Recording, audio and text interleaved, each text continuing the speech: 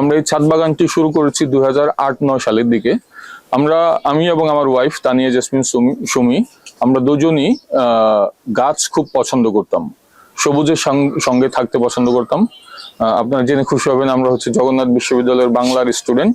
আমাদের প্রেমের বিয়ে, তো আমরা ঘুরতে ঘুরতে প্রকৃতির সাথে যেতাম। আমরা ওই সময় থেকেই ধাপে ধাপে আমাদের এই বাগানটি এখন অনেকগুলো গাছ হয়েছে, যদিও খুব বেশি জায়গা না, কিন্তু আমরা এই বাগানটি আমাদেরকে অনেক শান্তি দেয়, প্রশান্তি দেয় এবং সবুজের সঙ্গে থাকি। এই গাছটি হচ্ছে বাসক গাছ। বাসক সিরাপ খান না আপনারা? এই বাসক পাতা থেকে কিন্তু সেই সিরাপটা তৈরি হয়। আরেকটা গাছ আছে এখানে, সেটা হচ্ছে মালটা গাছ। সারা বছরই হয়, বছরের সবসময় 12 মাসি মালটা বা কমলা বলা যায়। তো এটা একদমই এখন গ্রিন আছে, এটা অরেঞ্জ কালার হয়ে যাবে। সফেদা গাছটি আপনারা নিশ্চয়ই দেখেছেন। সফেদা প্রচন্ড মিষ্টি, এই গাছের সফেদা খেতে বেশ মিষ্টি। পাশে আছে আরেকটি লিচু গাছ, এটা হচ্ছে চায়না 3 লিচু।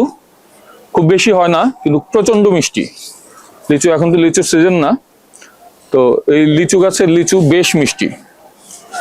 আরেকটা আছে হচ্ছে লেবু গাছ, এটা হচ্ছে লেবু অল্প অল্প ছোট ছোট এখনো আছে, এই যে দেখতে পাচ্ছি আমরা।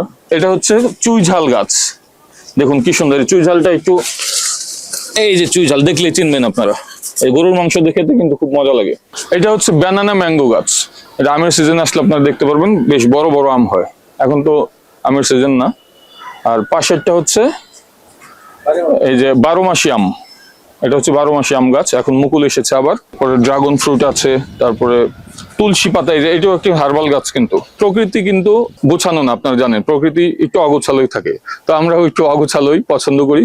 আপনাদের ভালো লাগছে কিনা জানি না। এই দেখুন চিচিঙ্গা, এই যে পেঁপে, কি সুন্দর পেঁপে আমরা অনেকবার বুনেছি। এবং পেঁপে বুনেছি কি, সে একটু যদি দেখাই আমরা, এটা পেঁপে বুনেছি একটা ফ্রিজের মধ্যে। কিন্তু এটা একটা ফ্রিজ ছিল, ফ্রিজের মধ্যে মাটি রেখে তারপর আমরা বুনেছি।